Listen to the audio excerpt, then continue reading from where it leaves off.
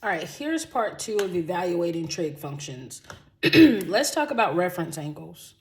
All right, so let theta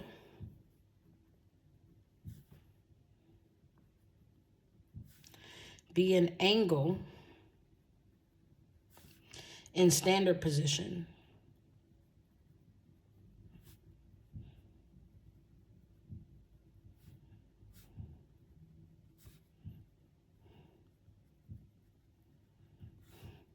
The reference angle for theta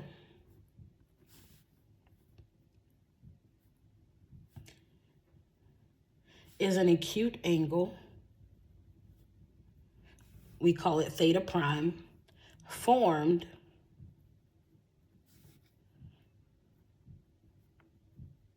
by the terminal side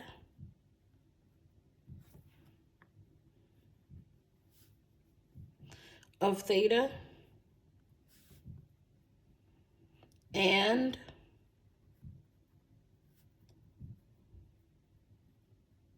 the x-axis.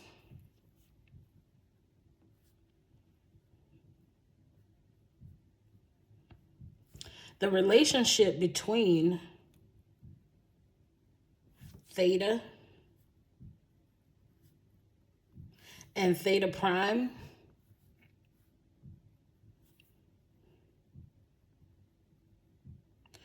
is shown below.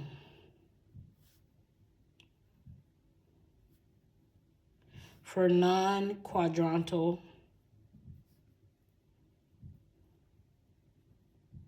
angles, theta, such that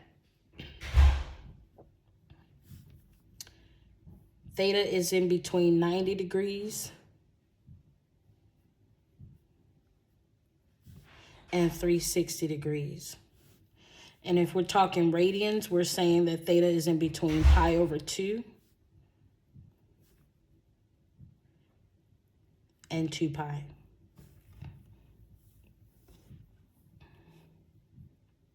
So I know you may be wondering about this term non-quadrantal.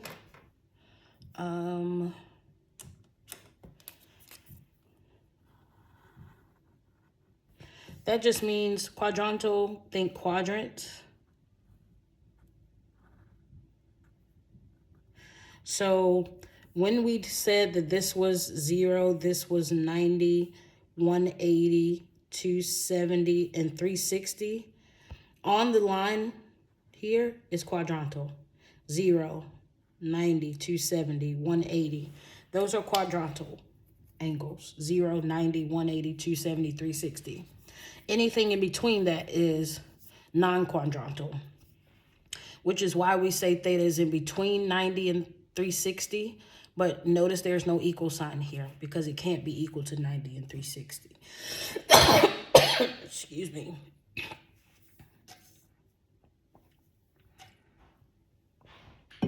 Okay. So we're going to start with quadrant 2. Seeing as how we said that a reference angle, excuse me, is always the acute angle, it means those angles that were in quadrant 1 are going to be our reference angle. So like 30, 60, 90, 45.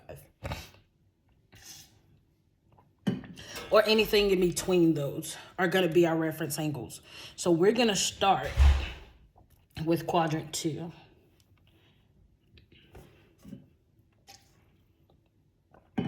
We're going to start with quadrant 2.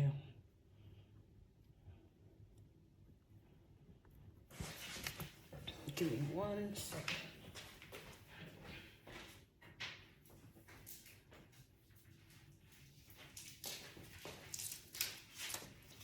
All right, putting a little cough drop in my mouth to help with the cough.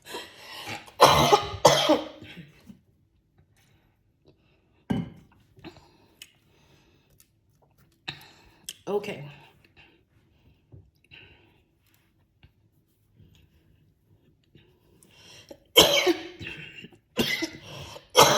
Excuse me.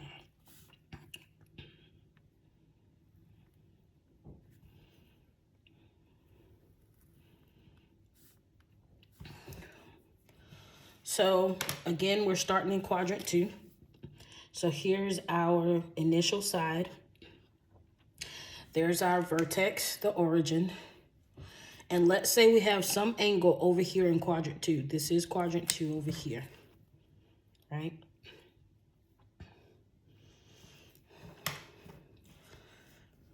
So the angle that's formed here, said to be in standard position. And then the angle right here is the reference angle, okay? Technically, that's the reference angle. So when we look at degrees, I'm gonna try to put this in quadrant 1, quadrant 3, quadrant 4. Okay, so when we look here at the degrees, okay, to find the reference angle, all we have to do is take 180 and subtract it from the standard position, whatever that degree is. And that will give us our reference angle. Now that's in degrees. In radians,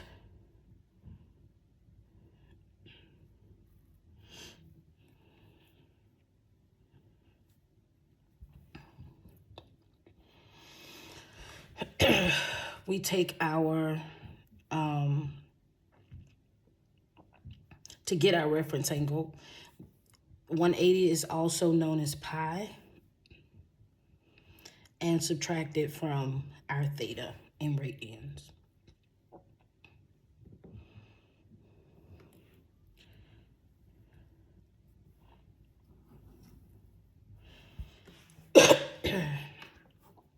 Now, if we're looking at quadrant 3,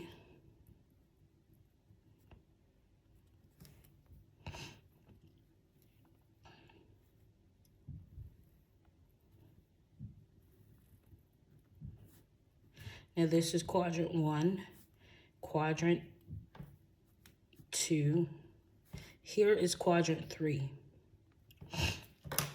So we have our initial side, right? There's our vertex. And let's say the angle is somewhere up in here in quadrant 3.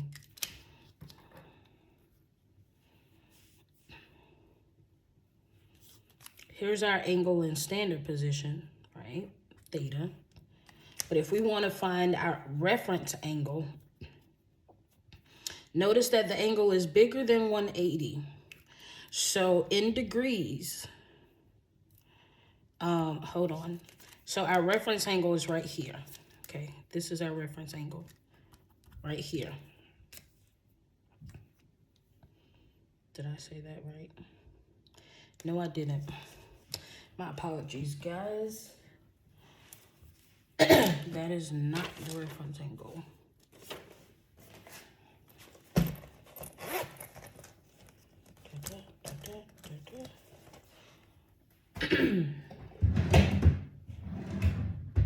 All right, I can't erase it right now, but that's not the reference angle there, so kind of erase that. The reference angle is actually right here. Okay, this is the reference angle.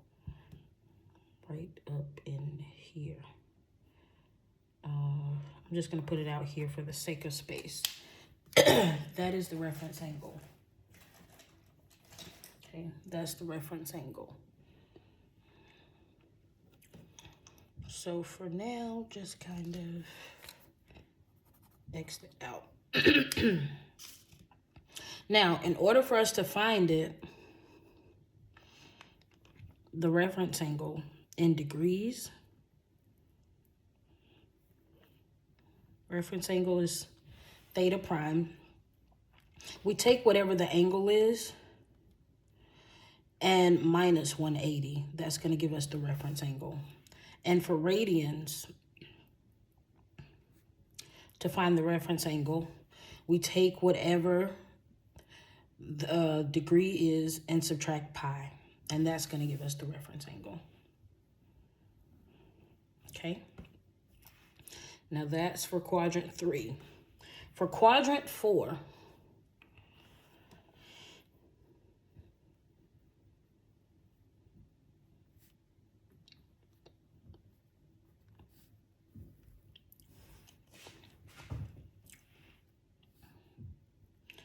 I'm going to draw a little picture here.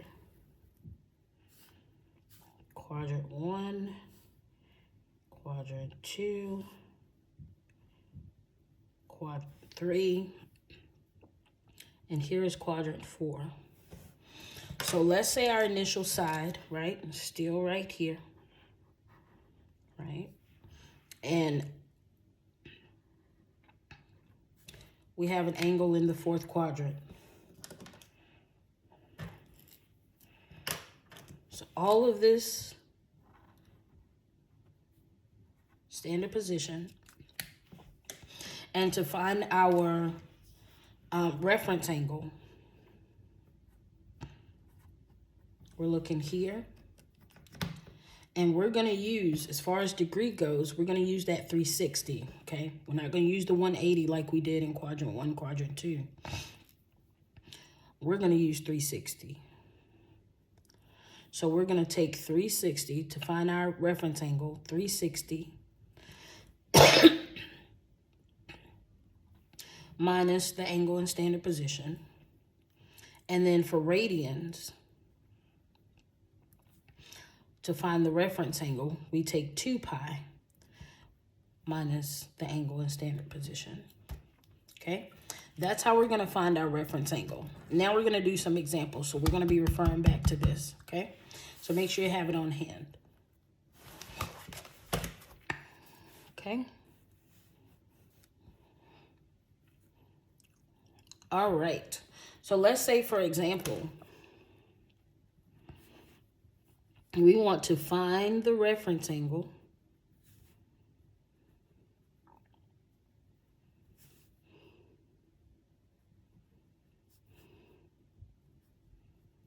theta prime for theta equals 5 pi over 3 or 300 degrees. I always recommend a picture first. That's just me.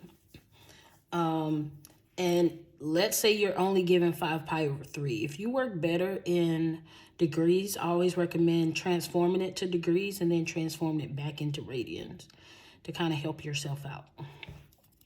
So let's draw the picture first. That's the first step. Let's draw the picture. All right, we already know our markings: 0, 90, 180, 270, and then 360. So that means 300 is right up in here, okay? So here's our standard position, or our initial side rather. Standard position, 300 is right up in here.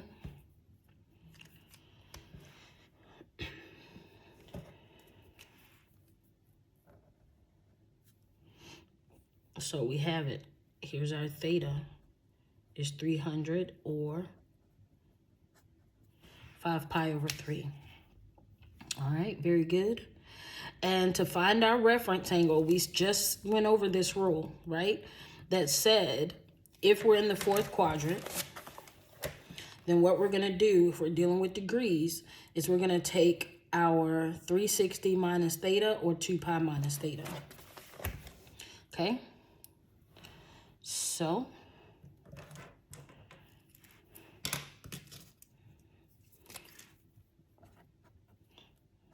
all right.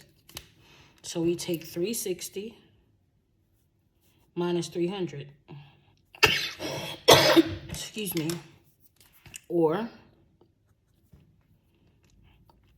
we take 2 pi minus 5 pi over 3.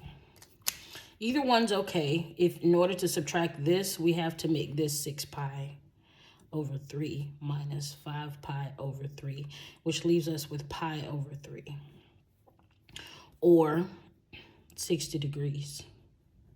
Okay? So that's what we're going to write. right? 60 degrees or pi over 3.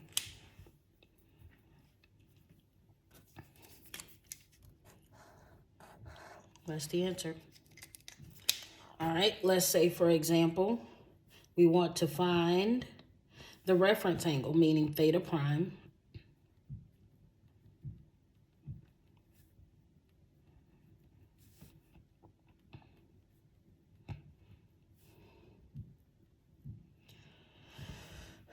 For 210 degrees.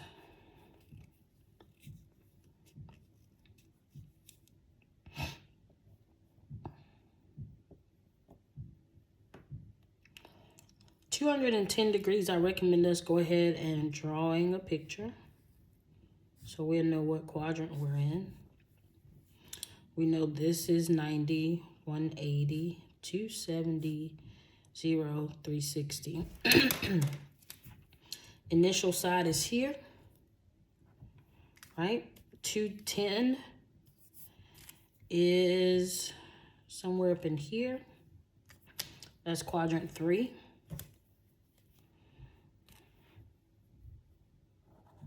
We already know that theta is 210. So in quadrant 3, we have to take 210, yep, the theta, and subtract it from 180. So to find theta prime, or our reference angle, we take 210 minus 180, which gives us 30 degrees.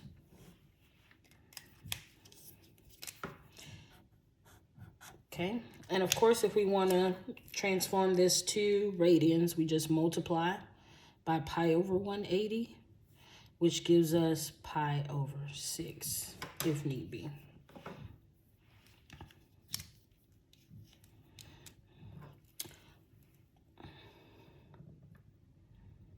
Okay, so that means right up in here, that reference angle is theta prime. All right, very good.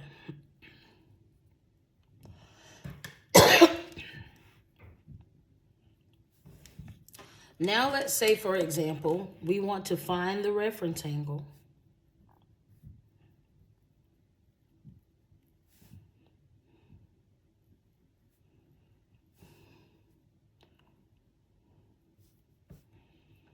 for theta equals negative 130.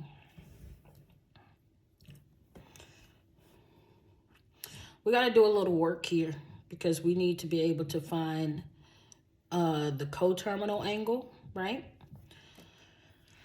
So if we're looking at that, negative 130 falls in quadrant 3. And it is coterminal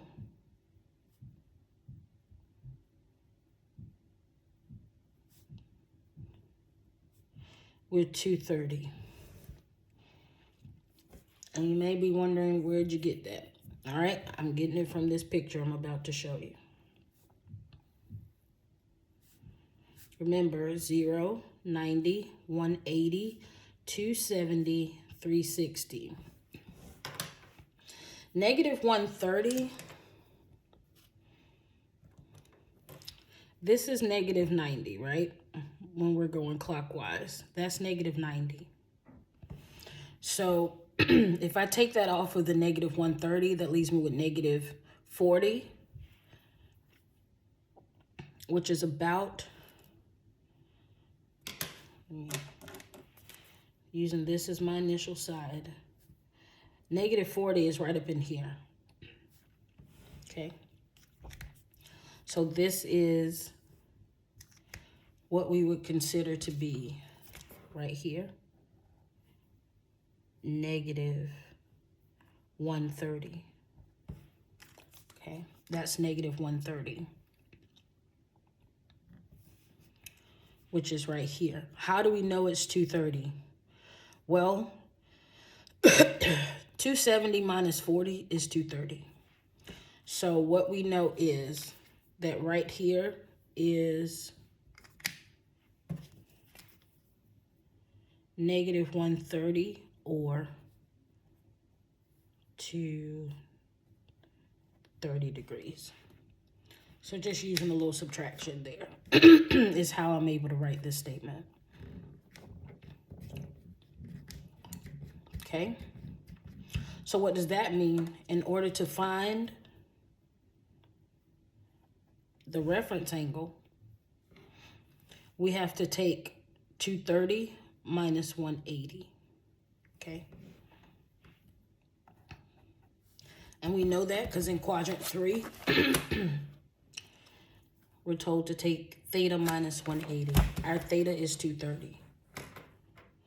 So we take 230 minus 180, which gives us 50 degrees. That's our reference angle, 50 degrees.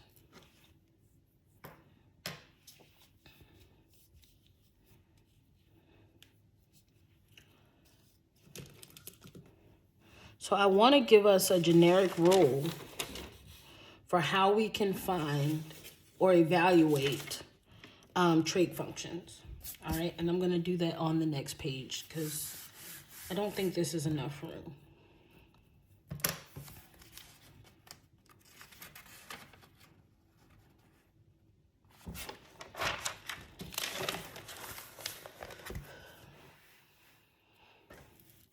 When we evaluate trig functions,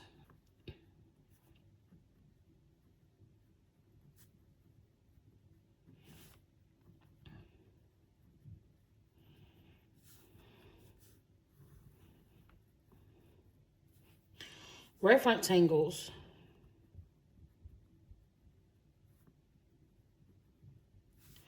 allows you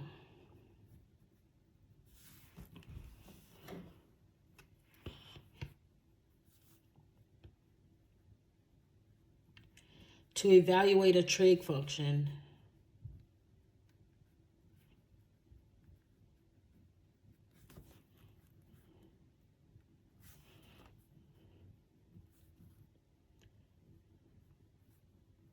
for any angle theta.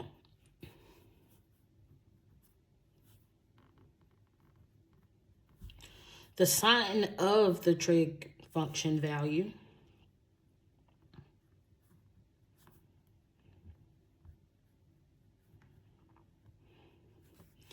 depends on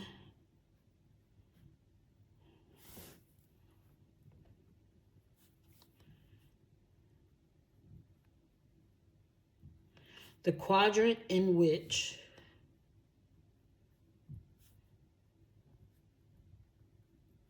theta lies. So our steps in evaluating would be, number 1, find the reference angle, which we just practiced.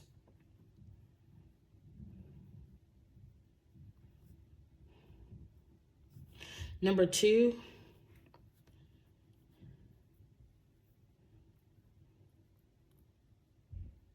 evaluate the trig function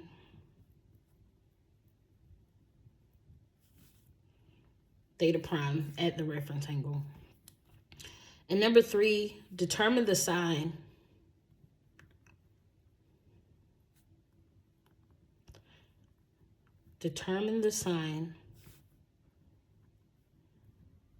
of the trig function value.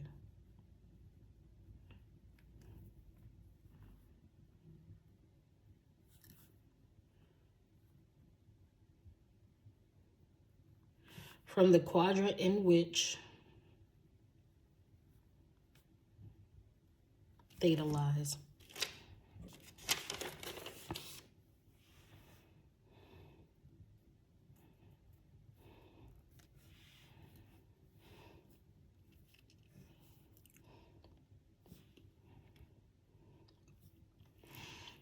If we look at our quadrants, we know in quadrant 1, all trig functions are positive.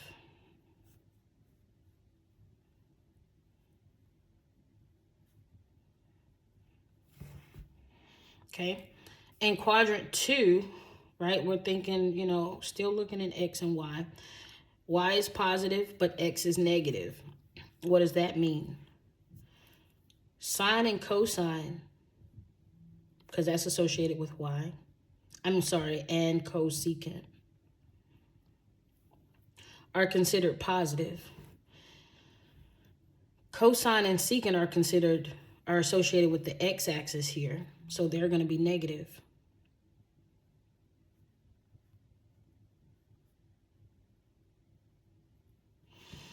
And then tan and cotan is y over x and x over y. So they're going to be considered negative as well.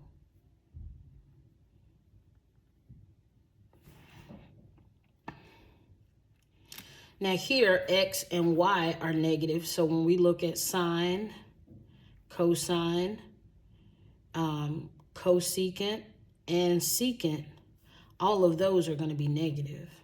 However, when we divide x over y or y over x, which is tan and cotan, those are going to be positive.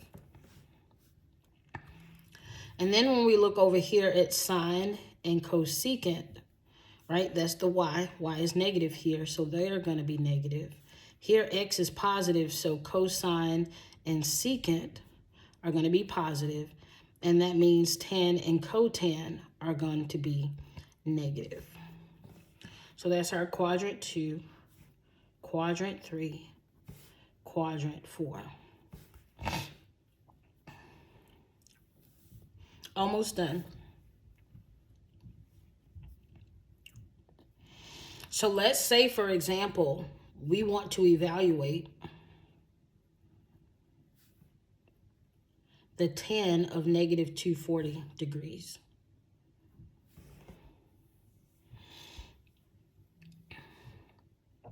Feel free to draw a picture if you like. That always helps. So when we start talking about negative 240, we know from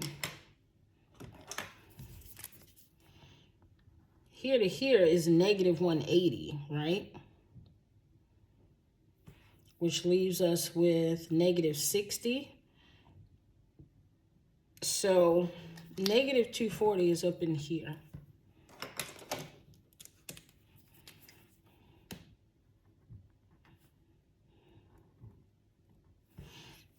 And 180 minus 60 is 120.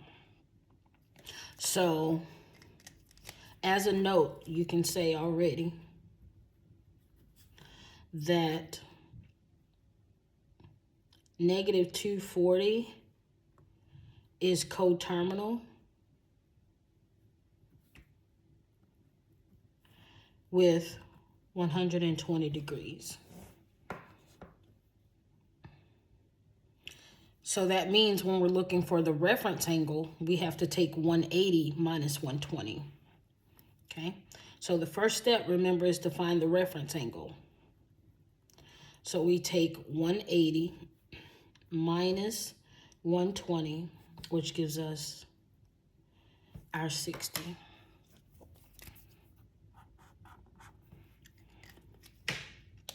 That's our reference. The second step is to evaluate, right? To evaluate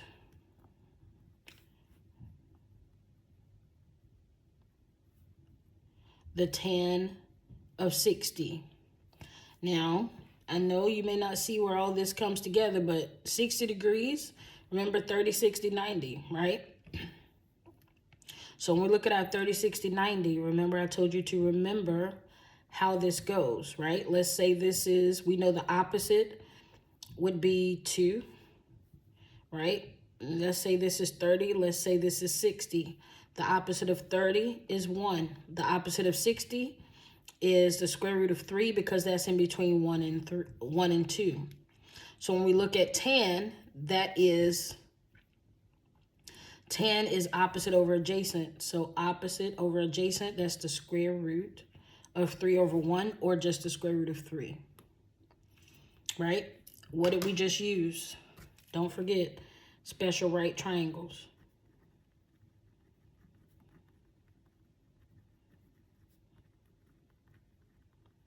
30, 60, 90.